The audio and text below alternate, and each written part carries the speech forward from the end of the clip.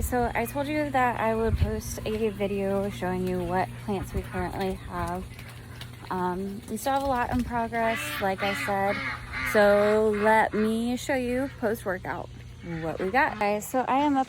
All right, guys, so I am up at the front of our property. I'm gonna show you only the food-producing plants that we have going right now. Not all of my pretty plants because I'm not finished making this pretty, but I guess the producing plants aren't really that pretty right now either because we're doing so much work. But let me show you what we've got. So right here we just trimmed out all the grapevines. We hadn't worked on these since the hurricane came in and messed them up, but we are getting ready to build new trellises. But you can see the basics here. You can see where the trellis broke. This is all the brush that we cleared out. Next, this is our baby apple tree, which needs some love. We gotta trim some branches from this oak. Even though it's beautiful, it's not really helping us produce. Continue over here to our persimmon tree, which I gotta trim out this year, just because the branches get so heavy. I might just stake them up. I haven't decided yet, but it is very pretty. Persimmons are beautiful. This one's almost ready to pick. Let's see if we have one that's ready.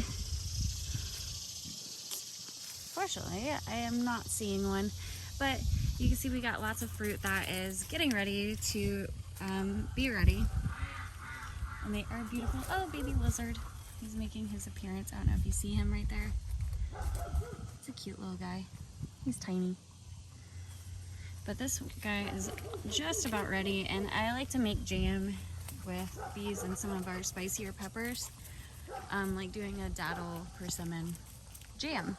All right here, this is our baby loquat tree, and it's got some good growth going. It's gotten a lot bigger. It was just a little itty bitty stick when we first got it. Again, we need to trim some branches, as you can see, just to get it a little bit more sunshine. And I'm gonna be putting a shade garden in this area. Moving to the front, this is our little blueberry patch over here. We just did some trimming on it just for the next season. And we get quite a bit of blueberries from these guys. They produce really well. We get easily at least like 6 or 7 5-gallon buckets full of blueberries every year.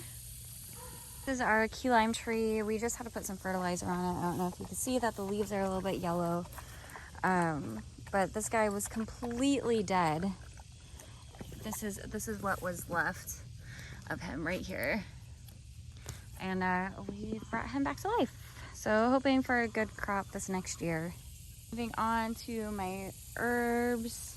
I haven't decided what to plant in this area yet. I did have some parsley, but it died. But everything else is doing great. The thyme and oregano.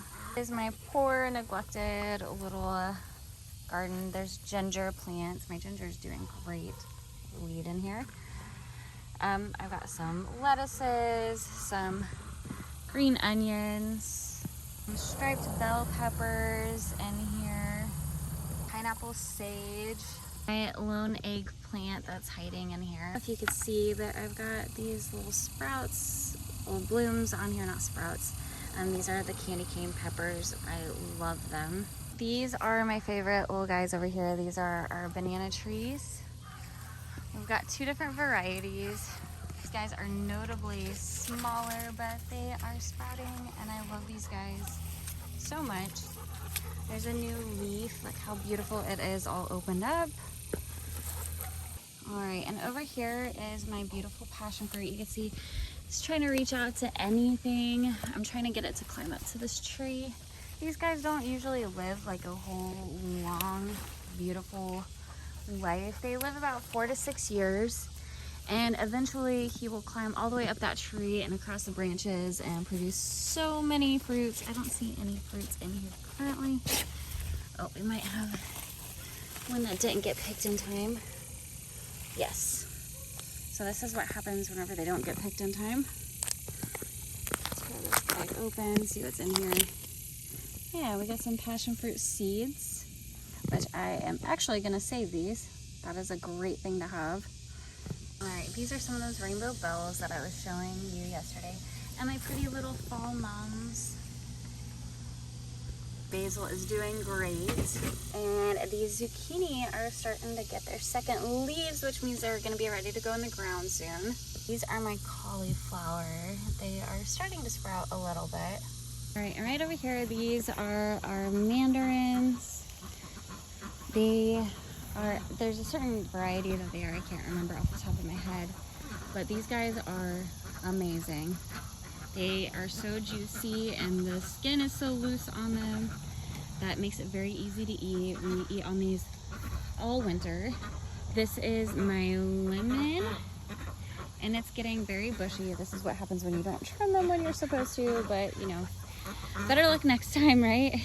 So over here is another lime tree, and we saved this guy. He got destroyed by the dogs at one point too, and we are hoping he gets huge. And this is a mulberry tree that we recently got. We gotta get in the ground. We have 2 Baldwin pear trees. We also have soursop and an avocado. This is an avocado. And then a soursop, another soursop. And then we have 2 papaya trees. So we managed to grab some of these like Moby grape tomatoes and some aroma tomatoes. Obviously 2 of those plants, they were on the clearance rack because they're getting very rooty. They want to be planted so bad. And yes, they look dead, but these, if you notice, this is roots, and we will be able to plant those and save them. So we got some good plants on clearance, and we're in our second growing season, so it is time to get these guys in the ground past time, and have some producing peppers and tomatoes for our second season. So this guy looks really sad, but this is actually an Echinacea plant, and I gotta move it because the dogs have trampled all over it. As you can see, my dog is in there again. So I gotta move it to make it happy. I mean, it's still alive. I don't know if you can see the little sprouts in there, but yeah, it's for making Echinacea tea, which is great for your health and your immune system. I have some mint that's over here by the ducks. I need to take some of it and propagate some, just because I would like more mint everywhere. I see some weeds in there. But just because I'd like to spread some mint, it's great ground cover, and obviously has all kinds of medicinal purposes. I do have aloe everywhere, and my aloe is having babies right now. The aloe, we use it during the summer, especially for sunburns, and it's great for your skin, it's great for your hair, and it's got some digestive benefits if you use it that way too. This is my lemongrass. I love these guys. I keep them by cow because they help deter pests and such, and you can use it in soups, you can use it in all kinds of things. So we love our lemongrass, and we try to keep that healthy and on hand at all times. We love using it, and it smells great. Okay, so back in the back we actually have some cabbage palm. Zoom in on it. You can actually eat those. That's where, you know, you get your palm shoots. So they're great to have, and you can eat them any time of the year. So keep that in mind too. We also utilize our oaks. We collect acorns, and you can make acorn bread. There are recipes for it. You do have to boil them. They do take a lot of work. We also have our hibiscus, and I have some roses up front. You can use your rose hips and your hibiscus in different teas. Make sure you aren't using stuff that's been treated with chemicals and such, because you don't want to ingest that. And you can always look up recipes and how to prepare it, and I will likely be posting videos on it myself. Guys, that is what I've got for you. That is all the edible stuff that we have so far, and we plan on adding a lot more. I'm going to be experimenting with some lasagna gardening for the shade garden that I want to put in the front for our vegetables. And whenever our second growing season comes, we will be having our big garden for all of our sunny vegetables. So check back and yeah.